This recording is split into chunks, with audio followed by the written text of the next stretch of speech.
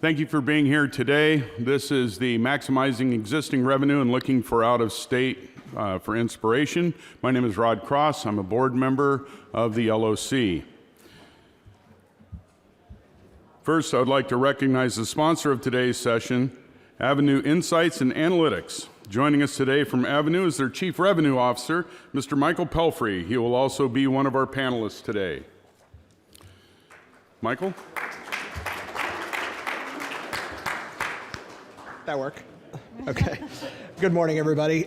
Thanks for the time and the opportunity to get a chance to speak not only with you directly here, but with our panelists. I think it's a great opportunity at a pivotal time, I think, for many of us.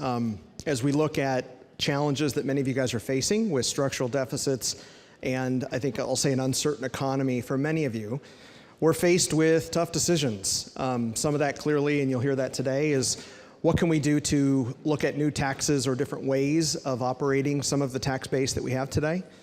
I think just as importantly, and that'll certainly be our piece, speaking for Avenue, will be to get into how do we also look at how do we run what we have better? And there's certainly some insights and ideas that we'll share with you today.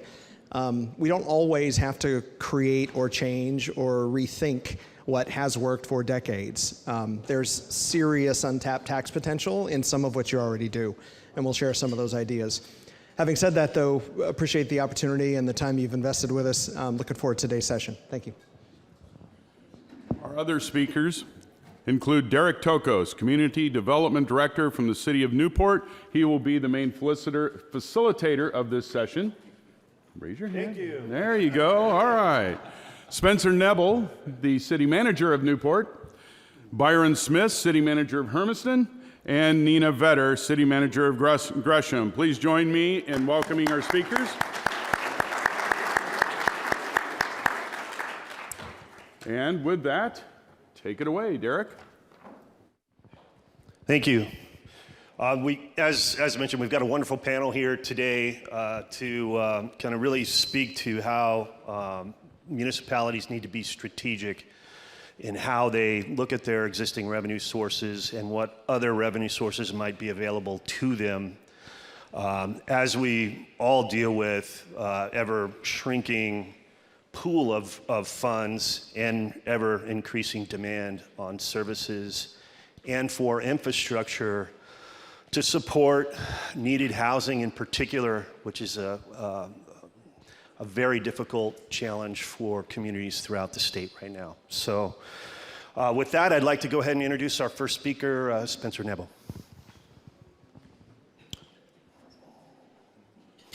Thank you, Derek. Very happy to be here today, and one of the things that we're going to be talking about too at the end of the session too is our experiences in other states that we've worked in as far as revenues that were available for us and other communities. I've been city manager of Newport, Oregon for 10 years. Prior to that, I was in Sault Ste. Marie, Michigan as city manager for 21 years and assistant city manager in Marquette, Michigan for 3.5 years, and in my actually hometown as city manager of Munising, Michigan for 6 years. So most of my experience before coming to Oregon was in Michigan, and we'll talk a little bit about that at the end. In 40 years of city management, there's been one constant issue, and there's never been enough revenue to meet the needs of what our citizens expect us to deliver. And so I think we're all going through these valleys at this certain point, but this isn't anything new. It's something that we've had to deal with certainly in the 40 years I've been a city manager, and I haven't quite figured out how to fix it. So I think it's again, these kinds of discussions are really pretty valuable. So one of the things that we did is the City Council appointed over 3 years a financial sustainability work group for the City of Newport. And what the council did was utilize the citizen members of our budget committee and the City Council members to serve as a committee, and these committees would meet 3 or 4 times each fall to go through various aspects of our financial situation. And in the first year, the focus was really on how do we actually project what our financial needs are going to be over the future. And we all look at budgeting usually on a one-year basis, But it's really important to take a look at what impact those decisions have in future years when you're taking a look at making any changes in your budgeting process. And one of the things that we did, and it was from a presentation here at LOC a number of years ago, is Omsberg had developed a really good projection tool, and we worked with Omsberg, they worked with us, and we developed a similar financial projection tool that has become an important part of our budget to kind of calculate where we're heading in the long term. The second year, the same finance work group met, and they developed various options to reduce the deficit by either looking at ways to reduce expenses or take a look at ways of increasing revenues. And in that year, we really developed a laundry list that staff then started focusing on for potential recommendations going forward in the future for that budget year coming up and for the third year of our financial work group. And that was actually preparing a 5-year financial sustainability plan for the city of Newport. That was done in 2021. As we all know, we were going through some crazy time periods during that time. And since that time, we've dealt with high inflation, where many of our cities are having challenges in filling positions. We have a lot of pressure on increasing wages to be competitive. Those certainly impact our long-term finances. Just recently, PERS indicated they had a significant loss in assets this year. What that's going to mean is, certainly higher PERS costs for us coming forward in the future. And the cost of construction. I mean, if you've had projects going on, the one thing that you can count on is that the engineers' estimates, which were probably pretty current, are falling far short of what the cost is going to be to complete those projects. And so the cost of doing everything we're doing has gone up exponentially since the pandemic. And then the other thing is, for supplies, if you can even get supplies or equipment, we ordered a fire truck a year and a half ago, and it's going to be another year before we get it. So that's we're really in quite a different situation than we have been in the past. The other thing that all local governments are dealing with are Measure 5 and 50. Property taxes are one of our primary sources of revenue for a lot of our cities. And with 5 and 50, we're limited to a very small increase, and this really becomes problematic when we're in time periods of high increases. So from the finance work group projections that were done, if you look at the top chart, the red line is kind of where our target would be for the general fund and funds supported by the general fund. The blue line is what our projections are going forward. Now that top chart looks really good. If that were our situation, I figured I'd solve this problem. But what that top chart does not include is the facilities that the city needs to reinvest in, the roads that we need to reinvest in, because we've been deferring so many of those sorts of things, and those are definitely catching up with us. When we had the departments go through and take a look at their needs, the lower chart is showing a much more realistic and less happy scenario that we're really spending. We're going to need to spend more money than we're going to get under our current revenues if we continue on the track that we're at. And so that was kind of the premise of where our finance work group was at when we did these sessions. So again, a structural deficit is something that we identified when we're looking at trying to meet the various needs that we have going forward. And so I think one of the first things that we all have to do, it's an obligation to our citizens, is really review our expenditures. Are there places where we can make cuts? In all reality, unless you're willing to cut major programs, you aren't going to get a huge amount of savings there, but it's something that I think every city really needs to review that before you take a look at new revenue sources. I think the other thing that's important is to understand the unique issues you have in your community. For example, Newport's year-round population is a little over 10,000 people, but on any given summer day, between the workforce population and visitor population, our numbers go up to about 25,000 people a day. So our infrastructure that's supported by 10,000 people is really utilized by a much larger group because we're a community that has a large tourism economy, and also we're kind of the center of county government and other services for Lincoln County. And so again, each community needs to really take a look at what are your realistic revenue sources, and it's not a one-size-fits-all for communities. The other issue that Newport identified is that we need to really spend about $2 million a year in keeping our street system up to standards in order to keep them in their existing condition, which isn't as good as we'd like it. So if we wanted to even improve that condition, the amount of investment we'd have to make would be exceeding that $2 million. And how do we fund those sorts of issues? And so those were some of the key things that we looked at with this work group, and after taking a look at a number of things where we could reduce some of our revenues, or reduce some of our expenditures, we also took a look at what revenue sources would make sense for the city of Newport to focus on going forward. Again, with the makeup of our community, one of the things that this finance work group said, hey, we really need to look at revenues that everybody's going to be supporting, not just our residents. And so there were a number of 4 kind of key areas that the work group took a look at. One is increasing our transient room tax. Again, that's a tax that's paid by folks coming in, utilizing our streets and parks and services, and that's a source of funds that can help offset some of those impacts in a community like Newport. The second item that we looked at was increasing the city's current gas tax.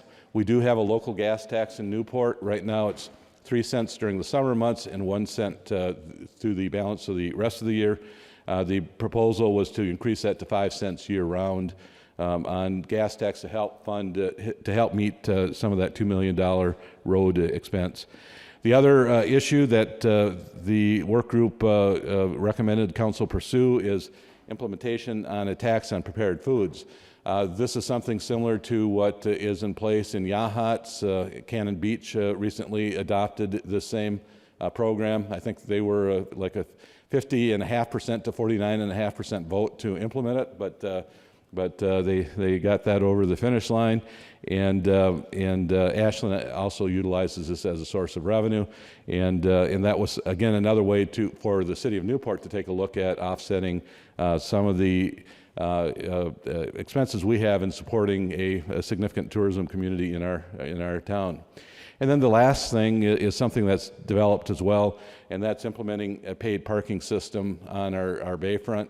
This is something that's currently being implemented, and so that's something that actually Derek has been very involved with, and we are going to be rolling that out around the first of the year, and that's going to again be a source of revenue to support our parking systems in our tourism areas.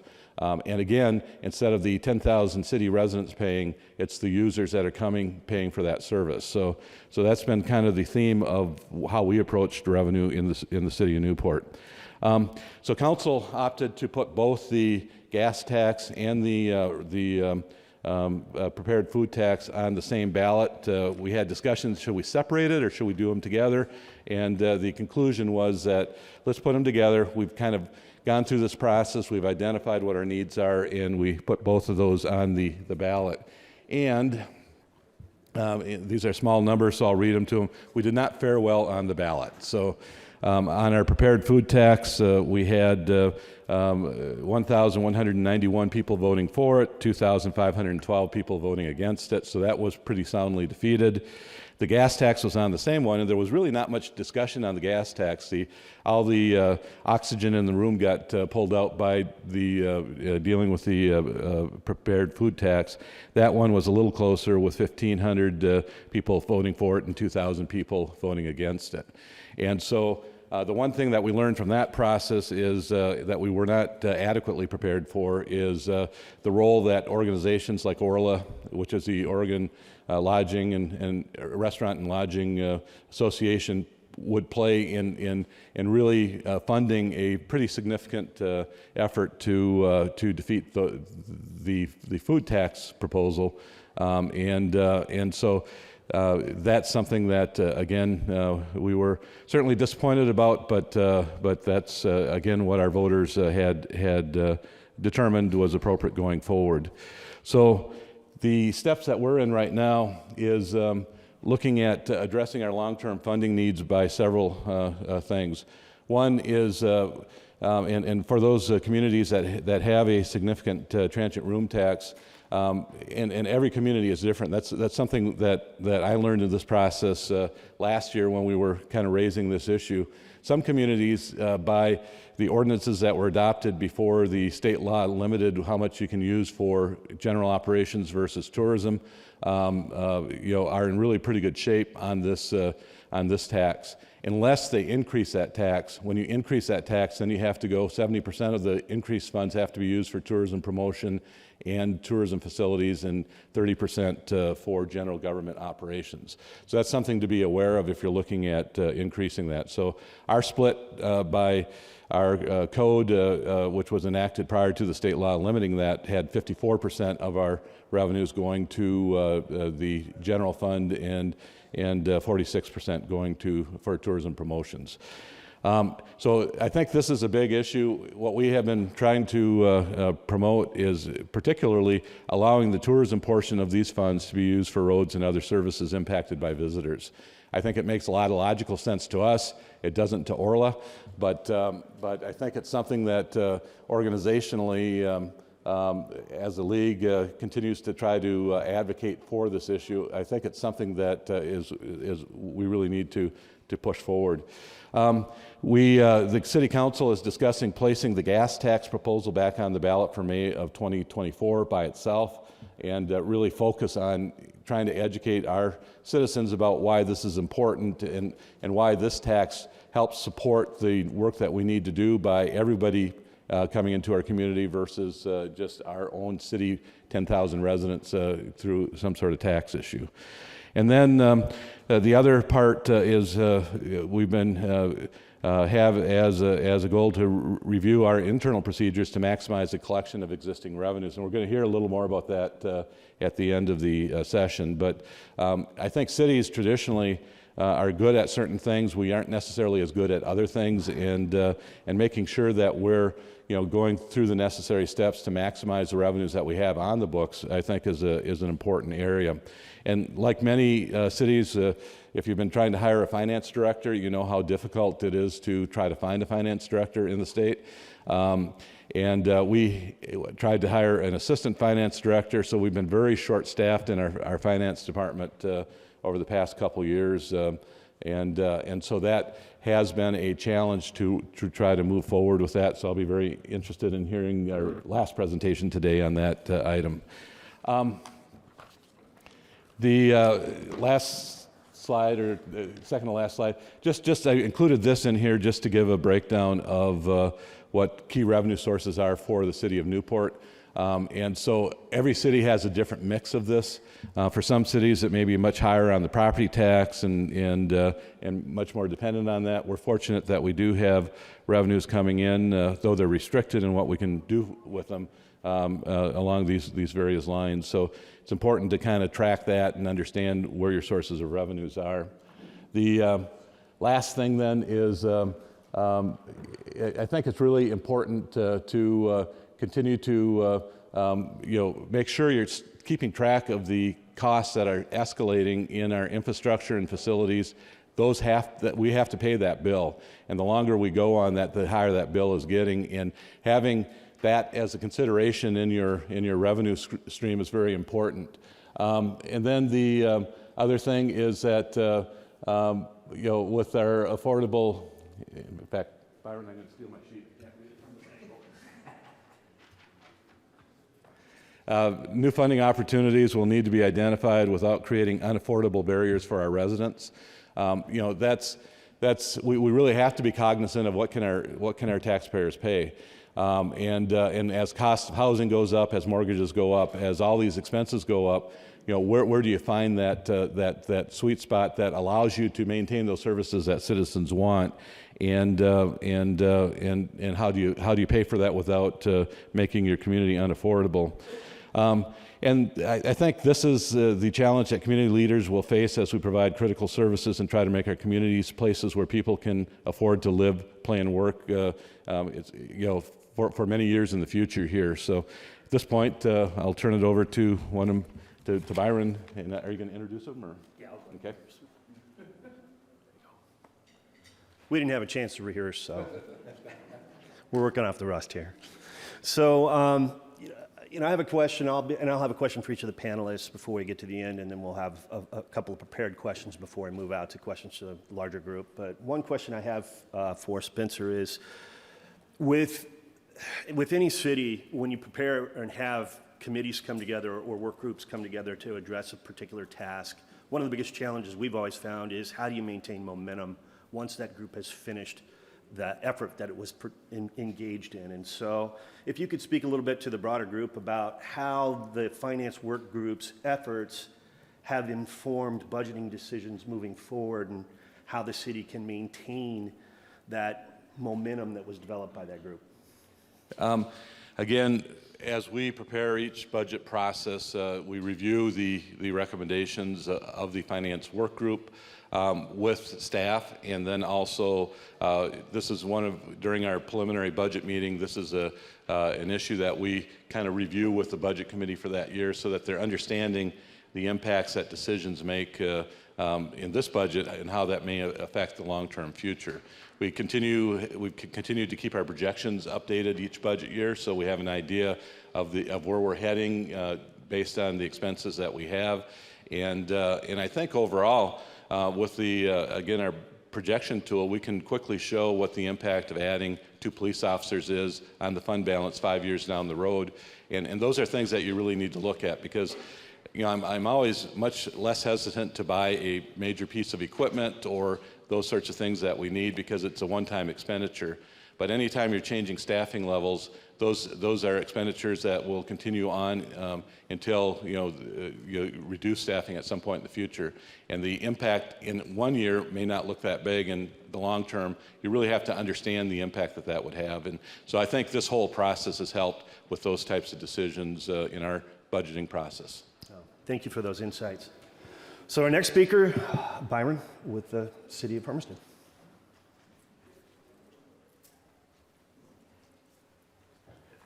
Good morning, and thank you for the opportunity to share a little bit about what we're working on. But first, I've been in Hermiston almost 10 years, but before that, I spent about 5 years in 3 other states. And so just learning the difference of each state's mix of revenue, the things they allow cities to do and not do, it's very interesting, and you just kind of adjust and try to figure out how to handle the things that you need to do that we work on as cities.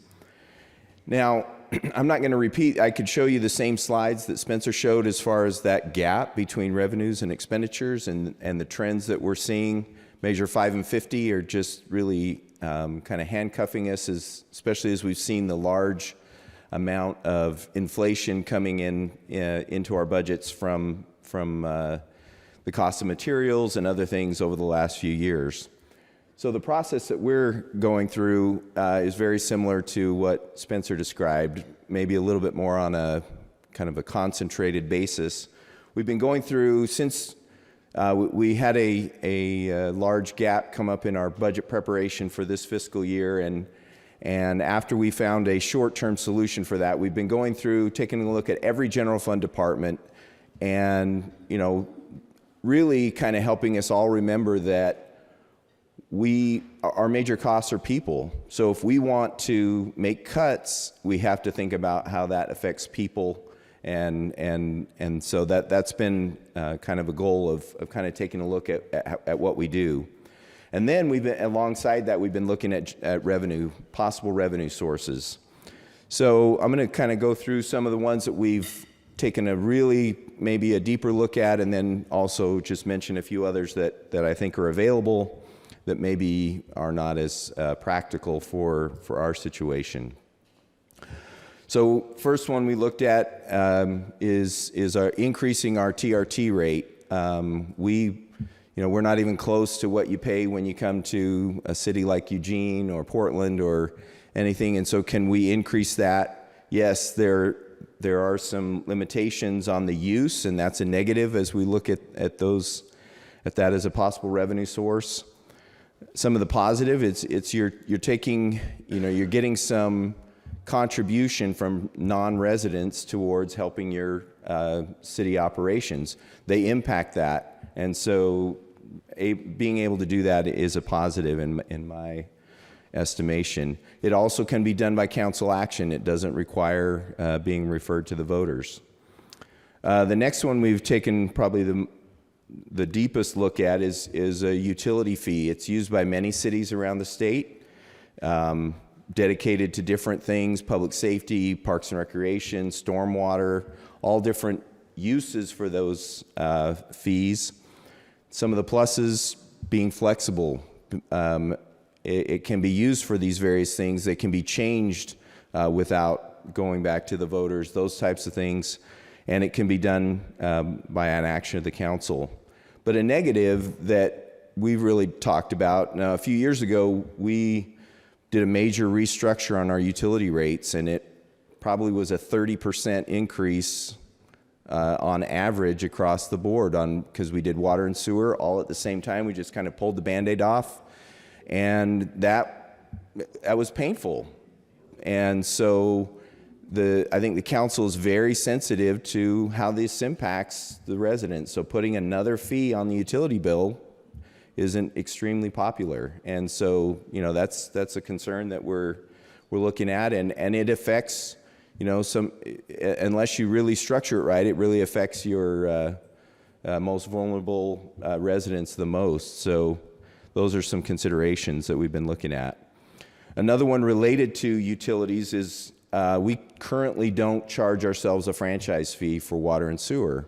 Charge electric, natural gas, telecom, all of the other providers. And so, I know some cities do this, and it could be a revenue source. But again, positives, flexible, and it's kind of a fairness issue. A lot of times the other utilities will kind of bring that back at you, well, you don't charge yourselves the use of the right-of-way, those kind of things. And it can be done, again, by the council. Negative, again, this is just an increase to the cost of utilities. That's all it is. And so I just think we have to be concerned about that. The next one we took a look at is City of Hermiston has never had a business license. So something that we should consider. So it can be done by council action. It also would give us a better handle on the actual business activity going on within the community. Potential negatives, is it going to force businesses to try to locate outside the city? Is it going to have a greater impact on small business and some of the things we might be trying to encourage in our downtown? So those are some of the concerns and the things that we've looked at. So this next one, a number of years ago, as we were looking at our backlog of street maintenance and projects, we increased our franchise fees all to the max, but we dedicated a third of that to go into street projects. And so the general fund makes a transfer of a third of all of our franchise fees to the street fund every year to fund street projects. And it's been really great. We've been able to get some things done that we were not able to get done in the past. It's been a good thing. This is an opportunity. Could we change that allocation? Could it go down to 15? Could it go to 20? Could we totally leave all the franchise fees in the general fund? Those are things that the council could decide to do. But the negative side is we've just taken away our ability to do the projects that we want to do with the street fund.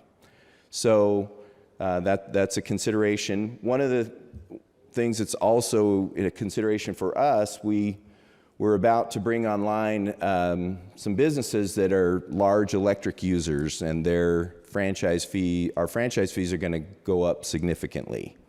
And so could we do that at the same time and then be able to bring across some of that revenue and increase both sides? So we'd be able to still increase money to the streets, but also increase general fund. So that's one of the things that we'll be talking about as we go forward. Another one we looked at, marijuana tax. Initially, our residents voted, our council referred it to the voters and voted no dispensaries in the city of Hermiston. So we've foregone some amount of revenue.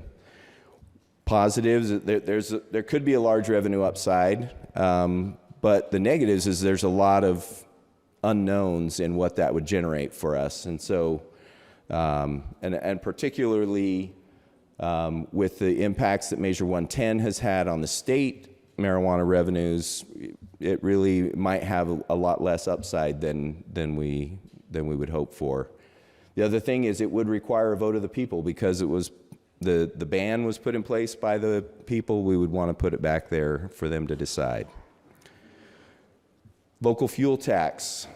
The positive is, maybe if we implemented the local fuel tax, that'd be another way to allow more of the franchise fees to stay in the general fund. And so that's an opportunity.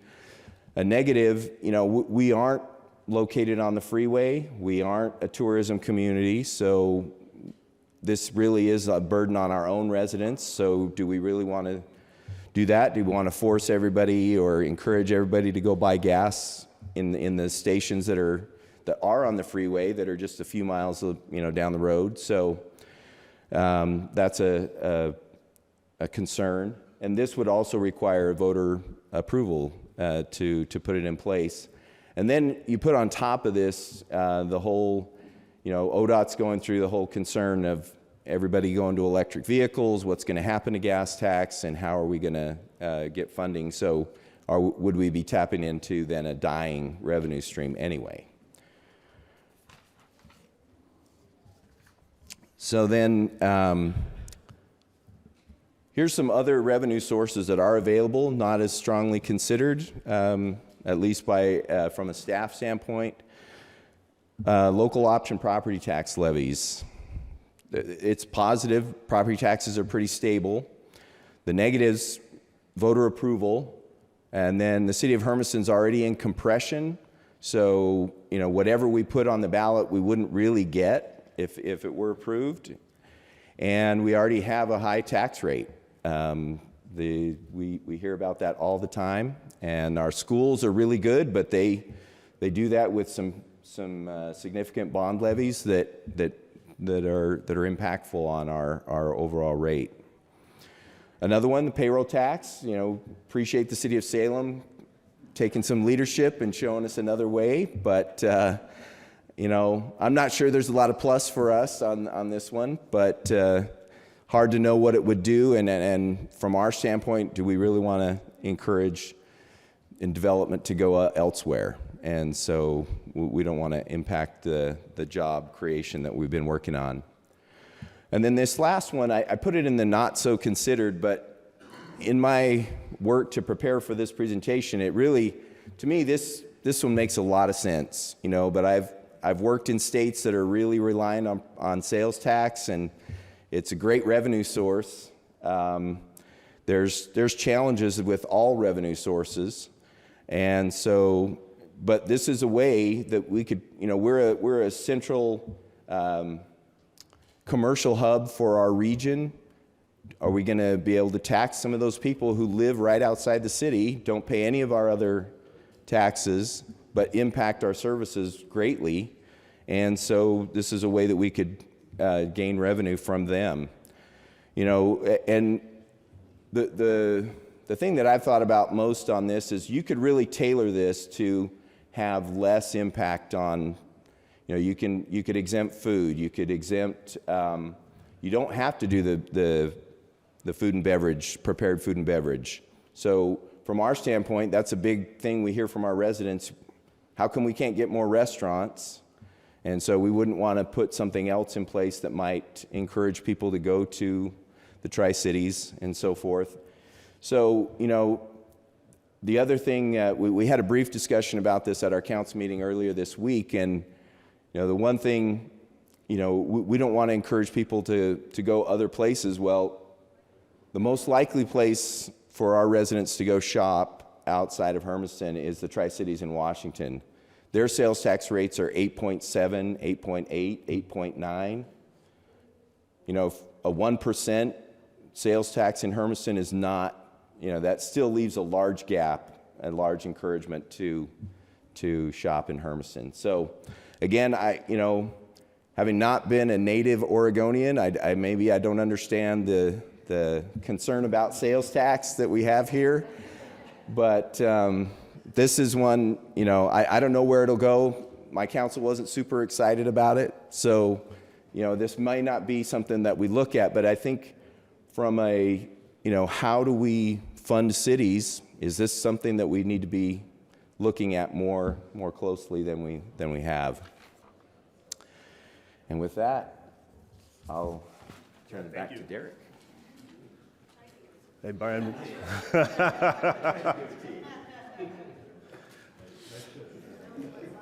So Byron, that was a wonderful, just kind of potpourri of different funding mechanisms and pros and cons with each. But I guess the one question I'd have for you is, for the city of Hermiston, why is it important for Hermiston to have a diverse range of revenue sources to meet its operational and infrastructure needs?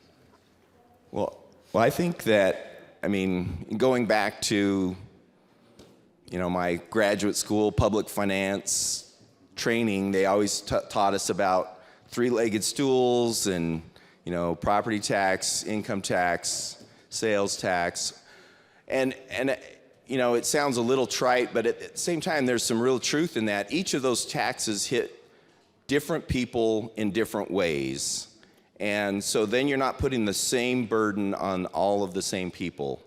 And, there's some argument that utilizing all of those is more of a fair way to fund local government services.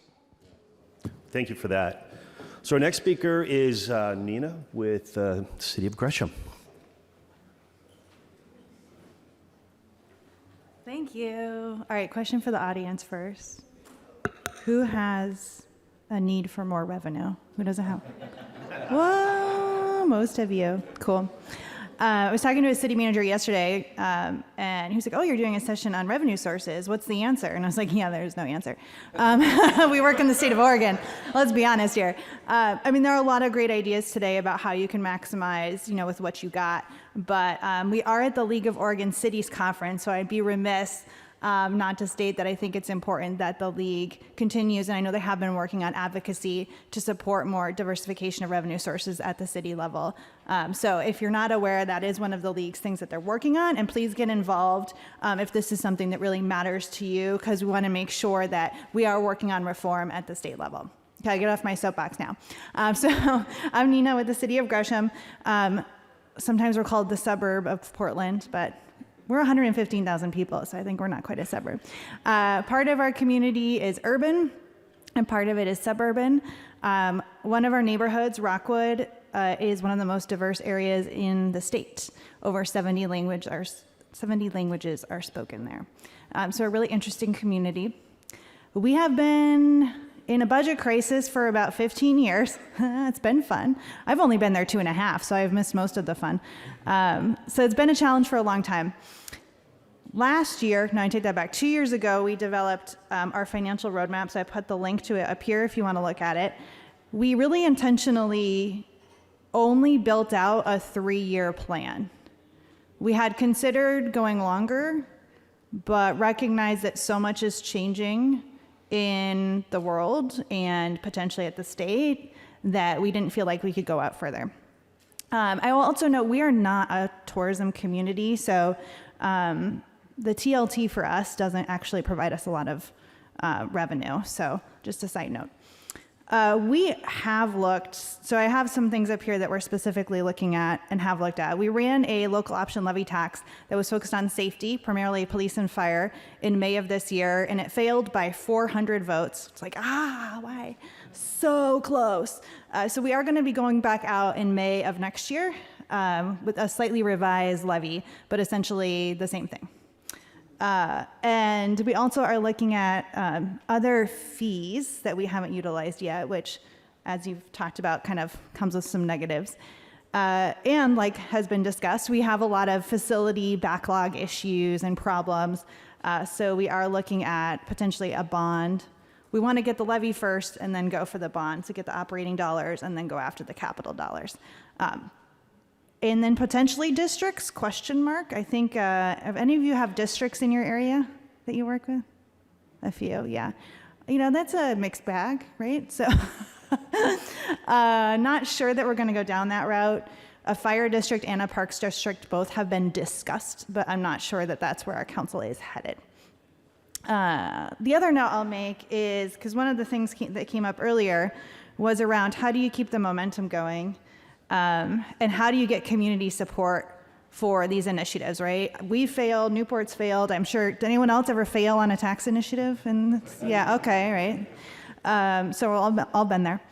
The positive thing that came out of our failure of our May levy is that we really did build a strong coalition. And the coalition kind of got together a little bit too late to actually be really effective in the campaign.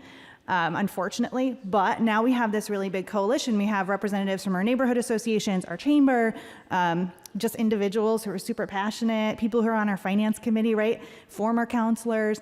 And we've been meeting every month since the levy failed to just keep that group going, keep the momentum going. So we're hoping that that really helps us. And we've never had anything like that before. No one's ever intentionally built that kind of coalition and community advocacy group. So we're hoping that that's really going to help us be more successful in our tax initiatives in the future. And that's it. That's all I got.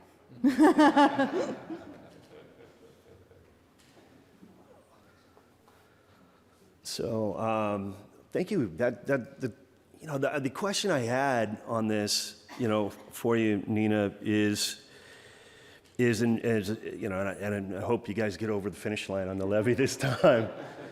But if not, how are you planning and programming moving forward? In the case it doesn't come to fruition. Yeah, making cuts. So when our levy failed in this May, we're on fiscal year obviously. The only reason, so we had an $8 million budget deficit in our general fund that we were facing. The only reason we didn't make cuts is because we used our ARPA dollars to balance our budget, frankly, right? So one-time dollars to balance. So if we don't pass it in May, we're probably looking at a $9 million budget deficit. So we are probably looking at significant cuts at that point. Because since we've been in this budget crisis for 15 years, we've cut for 15 years. There's nothing left to cut. We've already done all the exercises of how do you save more money, do more with less. We've done that for 15 years. And the budget deficit is just too big. So that's unfortunately the reality. One thing I forgot to mention though, on that note, the community doesn't always understand that, right? Like, oh, you have like millions of dollars. Can't you just do everything? And it's like, no, we can't. We're really busy trying to provide you all this service. And like, sure, whatever, wah.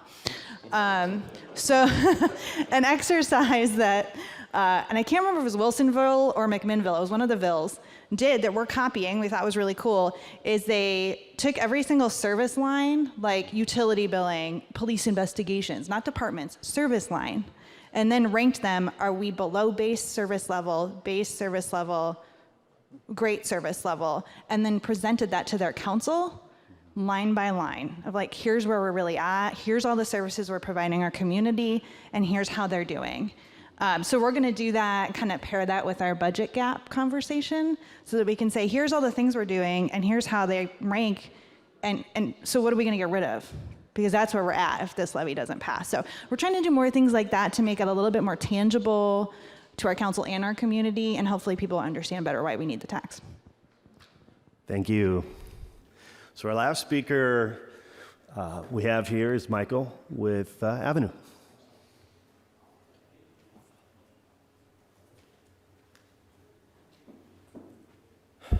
Thank you, and again, good morning. I think for just to kind of kick us off and level set, let me take a couple seconds and introduce Avenue, who we are, what we do. I think it's kind of an important part of the conversation. The company's roughly around 40 years old. Our heart and soul, I would say, was founded essentially with a servant-based founder who, with a career in serving local government, realized that many cities, counties, and states are not in the technology business. It's hard enough to do what you guys do every day. And that start realized that there needs to be folks that dedicate to the systems and the processes and potentially the staff that help you guys run your day-to-day. And so that kind of gets us to today. We're operating in all 50 states, probably a dozen different countries across the world. Everything we do is tied to helping you run. And so we provide the systems and, again, the processes, and in many cases, the staff. I'll talk about that a little bit later, to help you operationalize. I mean, the work you guys heard this morning, let me just comment on that first off. A sincere thank you. You guys don't get told enough, how great a job you guys do with limited resources. I mean, I know there's some people that realize how hard your jobs are, but as somebody who I've got 25 years in tech dedicated to serving from a technology side, state and local, you guys don't get told thank you enough. And so certainly from our organization and for me personally, thank you. I applaud the work you do. It's heroic.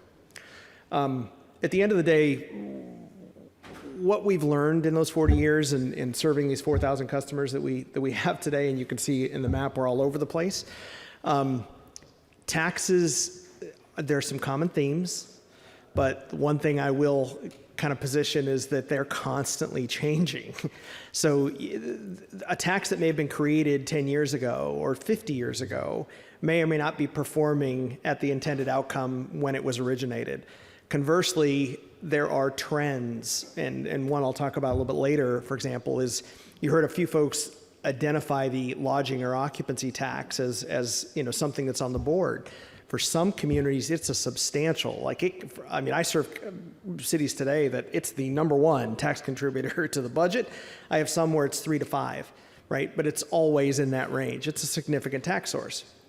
Well, one of the big things, if you guys are not on this, I want to send you home with this, is you have to understand what's happening with the shift from hotel motels to short-term rentals. It's such a big deal that for our company, it's half of every tax project right now that this company touches is tied to occupancy tax shift. And what I mean by that, I'll give you a few details a little bit later, but this is a big deal. Roughly half of your night rentals have moved away from hotel motels into individual residences. Could be a single bedroom, could be the whole home, could be an apartment condo. And I talked, for example, there was a councilwoman that came by the booth this morning, and a little risky because you don't know what you'll find, but I asked her, how many short-term rentals do you think you have? The answer was 10. We're a really small community, not a tourism destination, it's a couple. So I asked one of our techs to pull the dashboard, how many rental listings does she have right now in her city? 36. So now let me make this even more real. I've got a project right now with San Antonio, fascinating, and many of you have the same profile. They realized they had a problem when, as COVID hit, they had $100 to $120 million occupancy tax contribution. That's what was coming in on an annual basis, what was budgeted. It's performed great for 20 years. Well, COVID hits. 30% of that tax base disappeared overnight. People stopped staying in hotel motels. Now, council panics a little, trying to figure out what to do with this $30 million deficit that kind of pops up overnight. And it's a fascinating story when we worked with their finance director and CFO and several council members that were sponsoring the action, where we demonstrated that let's get into the weeds on what's happened. You still have the same 200 hotels. Those are still there. They're just submitting fewer tax dollars. And we asked the question, how many taxpayers do you have that are short-term rental operators? They had 2,200 registered tax-paying business users. This is not fair because now we've lived through this process with them, but we've identified over 9,600 short-term rental operators within the city districts. 7,500 people running businesses, paying zero taxes, but collecting tax dollars from Michael Pelfrey that stayed in one with my family for a week on vacation. So the tax dollars are being collected, they're not being remitted. And I'm not even going to tackle the split issue. You guys can tackle permissible use stuff, but the reality is those dollars should be paid. They should be collected. And it's a problem when we look at taxes. Like one of the suggestions was looking at business license strategies. That's a good one, right? I mean, you need a detection engine for how do we know who's even running business and consuming our products and services. And that's one of the best practices I can certainly share with you today. So, sorry for the long intro there. Some of the tax types that we do touch, this is just an example, but there are literally hundreds at the end of the day. But these are the most common that we support you on. And so you heard some of these referenced. When we talk about creative taxes, like Oakland's got a sugary beverage tax. It's the only customer I have that does that, but it's creating millions. So it's little things like that sometimes you can create revenue sources where you didn't expect. Hotel motel, like I said, is a big one. You heard several folks mention utility and franchise taxes. Those should be modernized. For most of you in the room, those were put in place decades ago and probably haven't been maintained. Those rates should be looked at. Many of you, especially in some of the work we did in preparing for today, are underneath your regional peers, and that's something you should look at. Like we saw with Gresham, I think you had 5% on your bed tax, your lodging tax, and I would tell you nationally the average is approaching 8 to 10%. So that's significant, guys. Like that's the kind of data you guys should be looking at and comparing your tax opportunities to. So from a minute to get into the life cycle, just for a second, if I were just a consultant coming in to try to help you, I think one of the things to look at when you look at all of your taxes, this is just a good strategy. Like how do we think about how we run? And I want to start with monitoring up in the top left. This is where I'll say tech comes into play, but you do need to have a way of measuring the effectiveness of the program. For many of you, that means you need to go find technology. And if you do have something, it's probably as old as I am. And in other cases, you have nothing. And so you've put together very manual ways, spreadsheets and Word docs and just manual tracking systems on how these are run. Give you an example. Another city in Alabama we were working with, they run their audit program on a Word doc, and they cycle through like just people literally making comments on individual businesses. Like there's just better ways to run those kind of things, and I think we've become complacent, right, with the way we tend to run. Administration and support. The one thing that's fascinating here, when you look at the mix, and these threads got brought up, and I appreciated hearing them because I think government struggles today with attracting talent, and it's a challenge for us, right? It's a challenge as a tech selling to government even. Like we don't attract always the best and brightest right out of college, but we should. We have such a good cause. My goodness, but how do we convince our kids and the children of our kids that our mission here today is a good one and that there's a career here? And we all have to come together to try to find that, but it makes it hard for you today. Like you mentioned, finding a finance director is hard, if not impossible right now. And I think we've got to think about how do we become a destination employer. And I'm not saying I'm here to fix that today, but man, do I want to help you. And some of that is finding ways to acquire technology and processes that are fun to use and easy to use. And when you bring people in and you hire people and they see these antiquated systems and processes, that's not attracting our 20-somethings graduates. And I think we have to be sensitive to that. I know it's hard to fix, but I just give you that nugget because I think you do need to look at how do we attract, and it's not just having good pay. It's also having the tools and systems and experience to attract those people. Audit discovery, man, do I love this space. I've got Michael Portis with me here today, who runs our audit team for the country, but this is a big deal. When you look at audits, most of you, if you have an audit team, it's grossly understaffed. I mean, I've had hundreds of conversations with cities and counties that have an audit program, but it's so understaffed that they generally get to people once every 10 to 15 years. There's just not enough people to get to every taxpayer on every tax type. It's impossible. And so to do it probably, I'll say appropriately, you'd have to add 20 or 30 people for most of you in the room.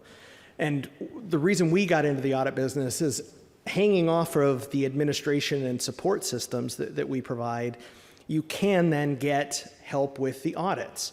So using that same work and that comes out of the core system, can we look at a program, a 3 to 5 year, or in some cases 10-year programs, that look at, are we auditing our critical tax revenue sources? And if you're in a position where you're proud of your audit program, you think it's best in class, then you can ignore this piece.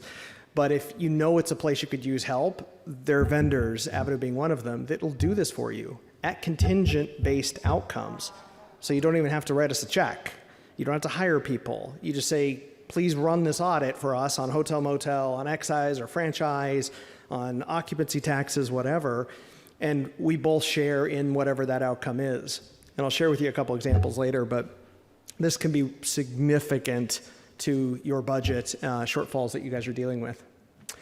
Flip a little, I talked about this on the audit side, but an important piece of when we look at the audit programs, it doesn't have to be everything all at once. And that's another, I think, important part of the discussion. I think you should, as the panelists stressed today, be always looking at what new taxes or what evolution of taxes should we be considering. An audit program focuses on, are we maximizing everything that we're doing today, right? So I mentioned short-term rental. This is a classic one. But you'd be surprised how significant some of these findings can be. We have a client, it's actually a fairly new customer in the Bahamas, where the government contacted us. They know they're a destination, and they had no idea who's renting. There's no tech, there's no tracking or remittance process. It's self-declared. And then the government's comfortable that, well, we just get checks. Any dollar's a good dollar, so it must be right. Some fascinating things have come out of their first 6 to 7 months of service. Number one is they had roughly about 1,200, 1,300 taxpayers. This may or may not surprise you, but there's over 30,000 actual operators in the Bahamas that are renting their properties. One finding alone, and this is why you should invest in audit programs, we found a single taxpayer on a multi-million-dollar home, rents it full-time for $30,000 a week and paying zero taxes. And that settlement that essentially was locked down was approaching $500,000. And so that's a single finding to, in this case, right, it could be any of you in the room. You have $1 million homes, in some cases, full-time rentals. It's identifying those and just making sure that you have the right processes in place. Sometimes the findings are substantial, okay? Recovery, just a quick blurb on this. This is another thing that we certainly support folks on is, what if you find something with a franchise fee or a utility taxpayer and it doesn't add up, or we find an audit result that's significant? How do we recover those? It's another service that's available. This can, again, also be done contingent, so you don't have to pay for things, you don't have to hire people, but we'll help you and act as an agent on your behalf to recover those funds. In some cases, utility and franchise can be 7-figure findings. You're dealing with technology companies or service providers that are not technology companies. They're not very good at calculating their tax liability. I'll just offer that. Another common thing that we provide help with, and this is just a high level, are payment portals. A lot of cities, this is a common project that's super easy to do. This can be done in weeks, not months and years, but modernizing the way that you engage your taxpayers and your citizens. So if you're not collecting credit cards and debits and not being easy to work with in terms of how you register your business, how you pay your occupancy taxes, or how you get a permit or something for example, dog permits or whatever you might have. Those are the kind of things that you'd want to make sure are easy to do, and these can be plugged in literally in days for you. A couple examples that I'll just give you. I mean, just as an example, you see here for Louisiana, we collect $31 billion over 19 million returns. Been serving the state of Louisiana for quite a while. California is another incredibly rich area for franchise fee findings. 2/3 of that 19 million comes out of California alone. But we do franchise work all over the West Coast. Here's a very tactical example where when we talk about business license, Richmond created a business license program 2 or 3 years before they engaged us. And the reality was just they rolled the program out, didn't have the tech or a way to monitor if people were actually registering. Short answer is they weren't. They had about a 20% adoption rate. So they knew they had, call it 5,000 to 6,000 businesses that operated within the city limits. They had about half of that registered. And so we worked directly with the city to essentially bring compliance of the BL admin program, which now produces over $360,000 a year in additional revenue streams. So it's a simple concept, but it gets back to that without the tech and the process and the experience. Your council could approve, let's go create that business license program without really an idea for how to execute it and make sure that you have compliance, okay? This is a good example in Alabama as well. This gets into new business license revenue. It's just like Richmond, right? But we're collecting here over $1 million in their BL program. Berkeley, I mentioned this earlier. This is their sugary soda tax, but this creates over $1 million a year. And they literally just tax a couple pennies on every soda sold. But it's a creative way to plug a hole. Sonoma, this is another real example, and this is, for many of you, you fit this profile. Sonoma is not a big place. I mean, it's wine country. There's not a lot of people, per se, and yet they've got over 800 short-term rentals. Essentially, they came in running around 50% of their taxpayers were actually paying taxes, and that's an immediate increase of over $250,000 a month that is now coming in from a revenue stream perspective. So occupancy tax, as I mentioned early, is a big one. I'll wrap all that to say, taxes, just the hard part, I think, honestly, is finding a friend in the fight. And I think for many of you, and Avenue's commitment to this is how do we just serve? The way we engage can look very differently. For some, it's just consulting. We don't actually do anything of the work. We just help you think differently about what you might have. I'd say the most common model of engagement is we do everything. So we provide, essentially, it could be ordinance coaching. We'll actually run the tax program. We'll run the audits and the collection, and we just participate as a net remit. So there's lots of ways you can think about this, but it can be, I just need help with the software, or actually need the staff that comes with it. Like, can you be the hands-on keyboard that runs the BL admin, business license admin program, or that runs my occupancy or short-term rental program? Those are things that you guys can think about. But there's lots of ways to engage. And my guess is if everybody in the room were a customer, there'd be 50 different engagement models. And that's the fun part, I think, of what we do. But having said that, thanks for your time this morning. I appreciate it.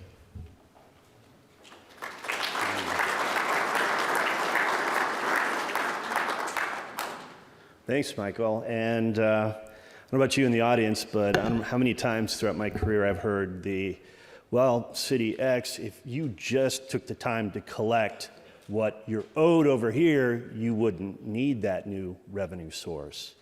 And so it's very helpful to kind of hear some of the different strategies. So now you've got a community excited. They want to ramp up recovery of unpaid taxes and fees. There are costs that go with that. So I'd be just curious, Michael, how do you go about what kind of advice would you give to communities to kind of set expectations? It's a great question, and I hinted on it at the tail end there. I think it depends on where you are and the appetite of your council. For that reason, I'll say as Avenue, we don't try to prescribe how you should work with us, I think we would generally ask you what's acceptable. And I'll give you a couple examples. I'm working with a brand new, this doesn't happen too often in this country anymore, but it's a brand new city. Like they were birthed 3 months ago, and they have zero money.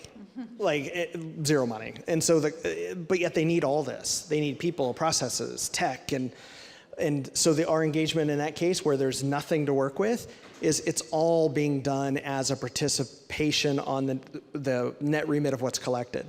So you pay me nothing. You just need to fund us as we do prove that we can do this together. And that's a great way for somebody with no budget to still get help. I'd say a common way, even for the ultra large cities and counties, the most common there is fixed budget. Like they want absolute guarantees. You'll do this job for X dollars. And so fixed bid is a common thing in our world.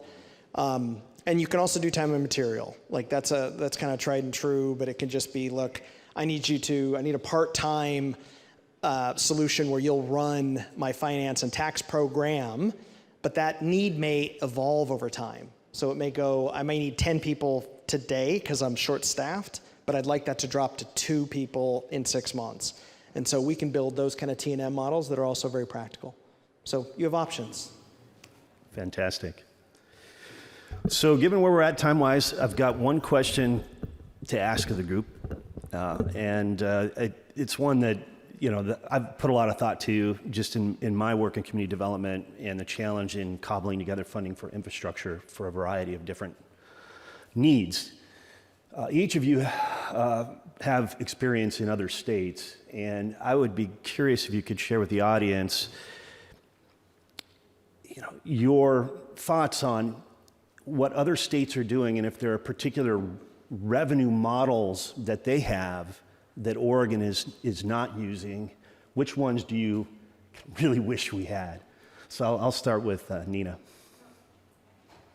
Cool. I like to go first. So I've worked in a few states, including Colorado and Illinois. In Colorado, some cities had something called a real estate transfer tax, where they received 1%, usually around like 3-ish% of every real estate transaction. And a lot of this is typically in like mountain towns, would be able to invest those dollars in housing. Sound familiar? Talking about funding for affordable housing, circling back to that. So there's only a few cities in Colorado that have that because there was eventually a law put in place that didn't allow any others to stand that up. But that is something that we don't have. That could be an option. And then I'll echo my friend here on the left. Sales tax is a thing in most states. I don't know if you've heard. And in Colorado, one could argue some cities, like Colorado Springs, we almost rely too much on it. And we're very susceptible in our budget to the economy, right? What was happening in the economy. But having a balance of both property tax and sales tax, like you mentioned, hits people differently. And also those revenue sources react differently to economic conditions. So your budget's not going to fluctuate as much. So those are my 2 ideas. Awesome. How about you, Brian? Or Byron, excuse me. Never. I would just echo sales tax again, but I would also, something for the league to consider that, so my time in Arizona, I worked for the League of Cities there, and the cities in Arizona get a share of the state income tax, and that was established by a ballot measure. And so, rather than trying to go through the complexity of trying to change Measure 5 and 50, is that another option to go after a portion of an existing revenue source at the state level? Michigan had quite a different way of financing local government. In Michigan, and similar to other states that Byron's been in, Michigan had a very substantial shared tax with local units of government, where they shared constitutionally a portion of the income tax and a portion of the sales tax collected by the state went to local local governments. And that, in my community, that was a major source of funds. And when it came to Oregon and I saw our shared revenues, I thought, are we missing a comma or decimal point here? The state is not a very sharing state. But the one thing that was different in Michigan is the deal that was cut is cities, you aren't going to do a local sales tax. Cities, you aren't going to do a local gas tax. And they were very restricted on the types of taxes local government could use because, again, constitutionally, you had those provisions where those were going to be collected by the states and shared back to have some uniformity in the state. Now, some of those weren't done constitutionally and they were done legislatively during good times when the state had a lot of money. The bad part about the legislative sharing was those monies declined rapidly whenever the state had a hard financial period, and they never came back. And so, I think if Oregon looked at something like that, I think having it embedded in the Constitution or in some way that's not a legislative issue would be pretty critical. The other thing that was very different in Michigan from Oregon is the ability to, when you're doing street projects and sidewalk projects, the ability to assess benefiting property owners was by resolution of the council. And it was a very straightforward system. Our improvement districts in Oregon are very difficult to utilize, and they really aren't a good method, in my opinion, to finance some of the improvements that we need to make. And so those are two big differences. The last thing is still going to advocate strongly for modifications to the use of transient room taxes. I think that's key for a lot of our communities, and I think it needs to continue to be a priority of the League of Oregon Cities. And Michael, did you have anything you want to add on that particular topic, or? I think what we see across the country, right, I would not be the right voice to speak to Oregon specifically, but I do like the improvement district theme. Like, we've seen very good success with especially attaching that to like a bed or occupancy tax. That's been incredibly successful. And I would just, this is thematically in line with everything I've said, but I think when I look at some of your rates, they are a little suppressed to national norms. I don't know if that surprises some of you, but you've got an opportunity to catch up a little here. And as taxpayers and citizens, I'm sure your local folks appreciate that. But I do think you are running a little lean on many of these lines. Like, I'm looking at Gresham's tax rates, and in some cases, those are half of, I could name hundreds of cities that we serve where you guys are working a little light. And I know that's hard to just fix, but I do think without even creating things, you've got opportunity to modernize. Thank you. So we have time for, I think, for a few questions from the crowd. We can make the slides available. There we go. Yes. Okay, that's okay.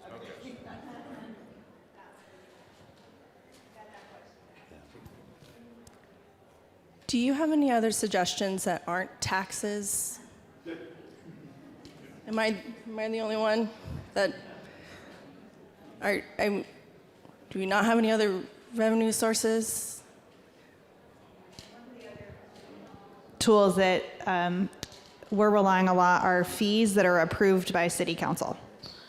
So that's what we're using really to fill our budget gap, but I don't know if you want to. Okay, besides taxes and fees, I guess I was looking for something that wasn't going to continue to increase the burden of our community when we have a lot of money in our state, and it just trickles down to our cities. So maybe we need some more advocacy for our cities. And I like what Byron and the gentleman next to him said about like maybe some more revenue sharing in the income tax. And we are literally being taxed to death here in Oregon, and I'm not really interested in taxing my citizens anymore or adding more fees, business fees. It's hard. I'm a small business owner. It's hard to be a small business owner. You're going to tax people out of existence. You already have big companies leaving the state, and the tax is just going to fall more and more on our small businesses. Who are you going to tax when no one's left?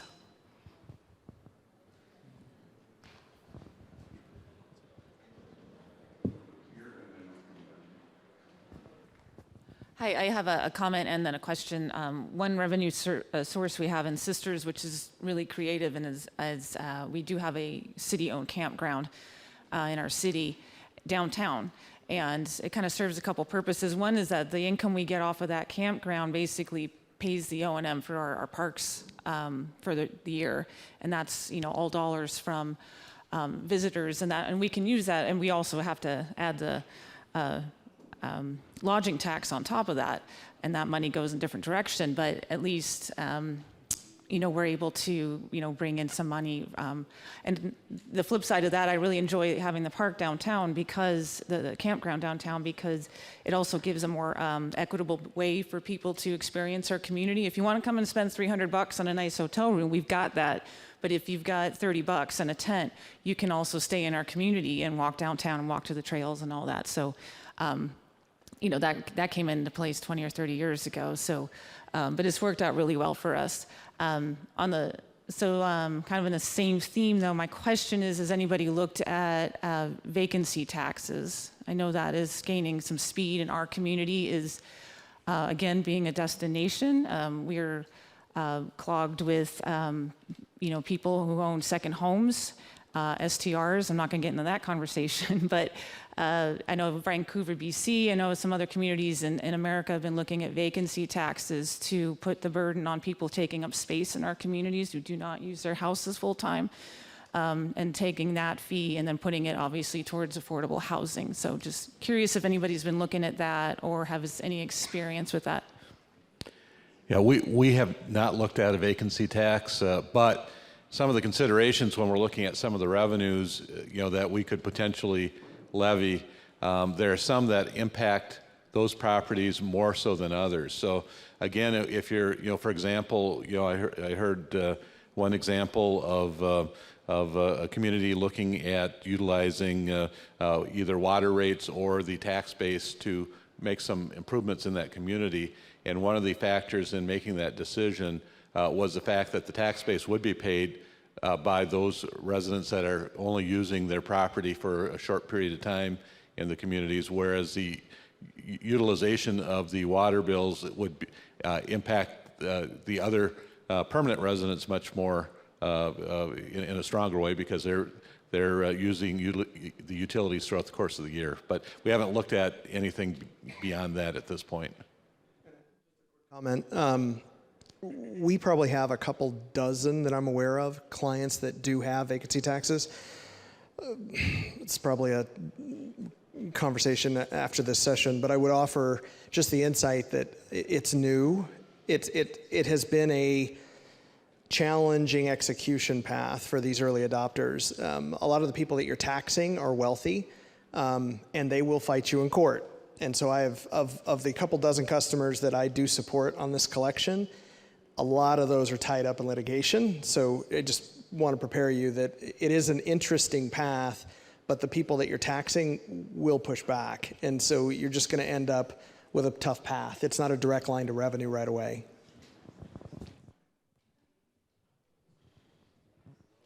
Hi, my name's Nikki. I'm from Lakeside, and we don't have a property tax, zero. So we have it on the ballot for 2024. I wanted to know if there was anything that helped or hurt your guys' pursuits for a levy or a tax base at all.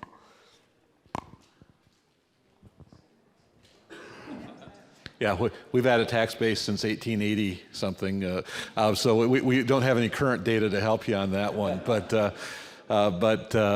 I think the big thing is really having your citizens engaged in the discussions about it and why it's important and what services it's going to provide or what services aren't going to be able to be provided if it doesn't pass. But yeah, we're happy to have our tax base in place for many years. I would also add, it can be helpful to get some outside experts and opinions on what message is going to resonate with people. How do you write ballot language, all of that, because sometimes we speak too much in government speak. So we're trying to use outside people to translate for us and then write what's going to get the thing passed. Yes, I'm the mayor of Bandon, Oregon. Probably if you're golfers, you've heard of us. We have 7 major golf courses, not in the city, unfortunately, but very near us. However, we have a property tax rate of 46 cents a thousand.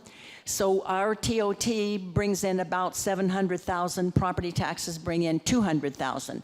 We also are one of the very few in the state who have our own electric utility, but an initiative petition about 20 years ago forced us to go to a vote of the people every time we want to raise our utility rates. We've gone over and over. We've probably gone 8 or 9 times to ask them to restore authority to us. The voters have refused. So I think we went out. We've had a new city manager, and in the 3 years he was here, I think we went out 7 times just to raise our water and sewer and electric rates. And we have to be very specific, or we're not going to get it. And it's just amazing to me that this would be constitutional. And if it is constitutional, why ratepayers in every city in Oregon have not utilized this tool to stop any kind of increases.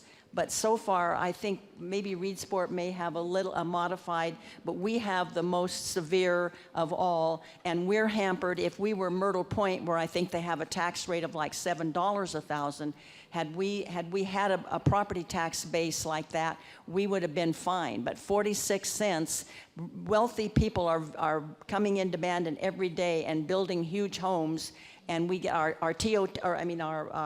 systems development charge right now is $13,750. So we don't get much off of these great, huge mega homes that are building here. That's why we're here on the council, and we perked up when somebody mentioned a vacancy tax, because we figure in our town of 3,500 people, we probably have 400 or 500 vacant homes. Not to mention the vacation rental dwellings, but we definitely have a lot of vacant homes. Ouch. That's about all I can. Maybe spend some time with Michael. Any other questions? Oh, on my way.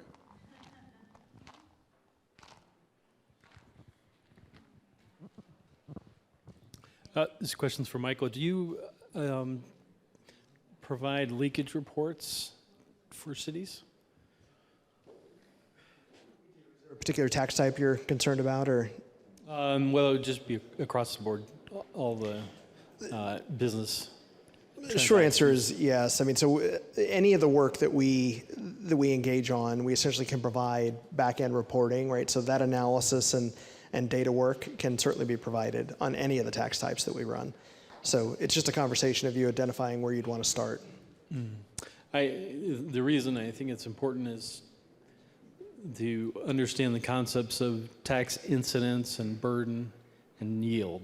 Those are all 3 different concepts, and then additionally elasticity of demand when you're considering any type of tax or fee. Short answer is yes, right? Those all have to be looked at, I think, and yield being an important one. We don't see anybody that captures every single dollar, right? I think ultimately you're going to have taxpayers that in some cases have exclusions of some sort. I think another reality is many taxpayers avoid us intentionally. And so that creates another burden on the government to detect, operationalize, and recover those funds. Technology has to play a role. I mean, as I mentioned earlier, for any of this to work, right? That's where I think many of you need help, is how do we utilize the existing data sources we have? So if we have a business license administration platform, right, I've got a better idea of where consumption is happening. So many of our taxes are consumption-based, right? Electricity, water, or beds, whatever it is, but it's all use-based. And so we've got to have ways of detecting and tracking so that if we have data we can rely on, then we can determine where the leakage is happening or what our yield performance is by tax type. And then I get to work with people like Michael over here to make sure that you've got the data to credibly go back and communicate back to your citizens on what's working and what isn't. Because I think a lot of this, and it is the hard part, right, as we've heard today, or in the example that we just heard about property taxes that are trapped at historical low rates, you're going to somehow have to fight that taxpayer on making them an ally of what we're trying to do. And I think we could agree, but when we're dealing with our citizens and taxpayers, it's hard to get uniformity and consensus. And we have to help you with data. I think it goes back to what you're asking. This is Tony Cadena, City of Corvallis. I don't really want to open a can of worms, but I have a question for Michael. As you work with either communities or states across the nation, have you seen any move towards the taxation of property based on, for vacant land in particular, for potential use? So in other words, rather than being taxed as vacant land, it is, well, you could be putting something there and we would tax you at that rate. Yeah, you're touching on some of the trends in property-based evolution. So I think that's probably where a lot of us need to go, is looking at how is property taxed today and for what usage. So I think you all, if you haven't looked at for in this case, undeveloped property, that's a tax opportunity. And number two is the way that you currently tax property still the right way to do it? And like, there's a concept that I've got a county that's working with us where they're realizing, for example, just in their property tax code, and this is not easy to fix, but it's a neat idea. Is there a different tax rate for residences versus a residence that's being used for commercial purposes? And that's an interesting discussion, especially if you can engage your voters on this issue, because they're going to be at the table on this one. But that can be a significant way to tap into consumption, especially if we're, yes, look at vacant lots, yes, look at vacant properties, and then look at existing primary residents that are being used to run businesses. And the lowest of those tax rates is probably the individual tax or property owner that really lives there as a primary residence.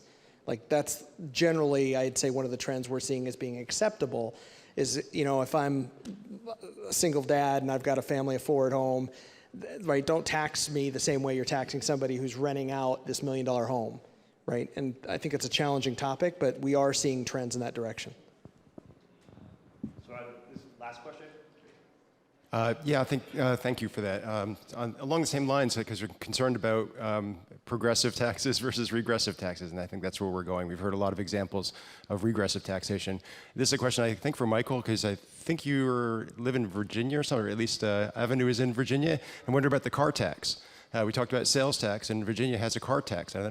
Nobody's here talked about that. I'm not sure that's something that has been considered in Oregon. What do you think about that? Because could raise some significant revenue in certain places. It's very hotly debated in Virginia, but it's progressive. I think that's a good point. I think it's both the opportunity and the burden of this whole discussion we're having around taxes, right? I think consumption-based, and I'll come back to that label, that seems to be the path where communities, and Virginia is a good example, where consumption-based taxes tend to be born in a way that voters are accepting versus something that's being kind of forced in that applies to everybody. The car tax is hotly, even in Virginia, it's constantly being discussed. It's political. And I do think it does get felt and experienced differently by different income levels. And that's what I think makes a lot of the threads we heard today. I think it's hard to build policy that fairly is felt or experienced by everybody equally. And I think that's, the car tax is an example of that. And the debate, even in Virginia, is, are we truly making meaningful change in the way that we think about tax code and affecting citizens the way that they originally thought would be experienced? And you have low income that contest that hotly. And the reality is most of the wealthy, they complain, but they'll almost pay whatever number's out there. And so writing tax code that gets through that vote is the hard part. But I do think you'll see more taxes like that getting tested because they are not being defeated as just by percentage of ballot performance, they're performing better. Just to follow up, what about writing the tax so that it's exempt from that first set value? So a car or property that's valued at less than X has no tax or low tax. Anything above that is not taxed at a higher rate. Can you repeat that for the recording? Yeah, so the question was setting a tax that has a threshold before it's applicable. So in this case, a car above 20,000 or 40,000, right, would see this fee. It's certainly, I think, something you should be looking at as you test the reception of a proposal, right? And I think as you guys do some of your work in proposing, whether it's a council initiative or something that has to go to the voters, I would just recommend that you look at those kind of thresholds and test them before they get onto the ballot. We do have communities that have tried things with the best intentions and they fail miserably when we probably could have tested it before we even got there. And if you have done that, you'll generally see a better outcome than just forcing something that made the budget look great, but like we heard examples that just continually fail because we lack the inherent support. And in many cases, those votes fail on communication. Like a lack of understanding of what we're trying to meet is only possible if we make these changes. So with that, I want to thank all of you for attending today, and thank you to our panelists. I really want to thank Nina, because a lot of times those of us in small cities think that small cities are the only ones that are going through these problems. And it's not just the small cities, it's our larger cities too. They have a lot of the same issues. My tax rate is higher than theirs, okay? We're lucky enough in my town to have a large employer with large manufacturing, so they pick up a lot of the bill, as it were. But the downside of that is that we were one of the poster children in the state for Measures 5 and 50.